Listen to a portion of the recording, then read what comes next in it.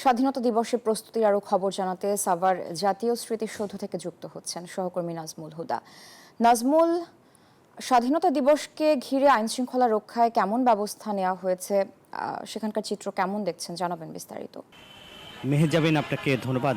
এই মুহূর্তে দেখছি সাভারের জাতীয় স্মৃতিসৌধের মূল ফটকে এবং জাতীয় স্মৃতিসৌধের কিন্তু ৫৫তম যে স্বাধীনতা দিবস উদযাপন হবে সেই লক্ষ্যে কিন্তু জাতীয় স্মৃতিসৌধে নানা প্রস্তুতি নেওয়া হয়েছে। এরই মধ্যে কিন্তু পুরাপুরি প্রস্তুত জাতীয় স্মৃতিসৌধ। আমরা যদি একটু দেখাই জাতীয় স্মৃতিসৌধের যে শেষ মুহূর্তের যে প্রস্তুতি রয়েছে সেই এখনও কিন্তু যে ধোয়া মোছা যেই পানি দিয়ে ধুয়ে দেওয়া হচ্ছে এবং আপনারা জানেন যে জাতীয় স্মৃতিসৌধের এই ৫৫তম যে নানান প্রস্তুতি সেই কাজটা কিন্তু এরই মধ্যে শেষ হয়েছে এবং বীর শহীদদের প্রতি শ্রদ্ধা জানাতে হাজারো মানুষের ঢল নামবে জাতীয় স্মৃতিসৌধে।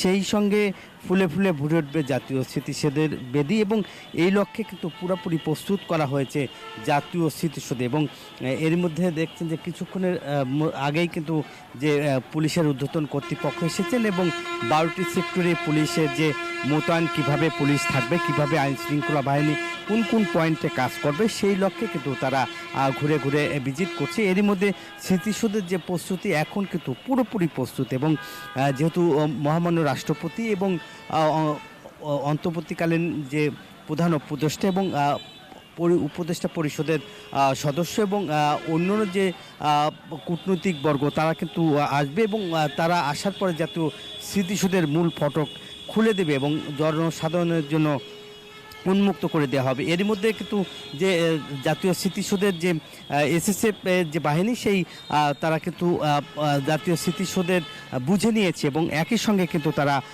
সেই কাজটি তারা করেছে এবং নিরাপত্তার স্বার্থে কাউকে ভিতরে প্রবেশ করতে দেওয়া হচ্ছে না। এবং শেষ মুহূর্তের আমরা যদি বলি যে গণপূর্ত বিভাগ কিন্তু পুরোপুরি এখন এসএসএফের হাতে দায়িত্ব বুঝে দিয়েছে, যার ফলে আসলে এখন কিন্তু মোটামুটি জাতীয় স্মৃতিসৌধের যে আনুষ্ঠানিক যে কার্যক্রম সেটা কিন্তু শেষ হয়েছে বলে জানিয়েছেন এখানকার আইন শৃঙ্খলা বাহিনী ও গণপূর্ত বিভাগের যারা কর্মকর্তা এবং কাউকে কিন্তু এখন ভিতরে প্রবেশ করতে দেওয়া হচ্ছে না। এবং আমরা কিন্তু বাইরে থেকে যেটা দেখেছি যে এখন পুরোপুরি প্রস্তুত রয়েছে বলে আমাদেরকে সব জায়গা থেকে আসলে বলা হয়েছে এবং আইন শৃঙ্খলা বাহিনী ঢাকা আরিচা মহাসড়ক সহ বেশ কয়েকটি পয়েন্টে, গুরুত্বপূর্ণ পয়েন্টে কিন্তু ৩৫০০ আইন শৃঙ্খলা মোতায়েন থাকবে। এই ছিল আমার কাছে জাতীয় স্মৃতিসৌধের প্রস্তুতির সর্বশেষ খবর।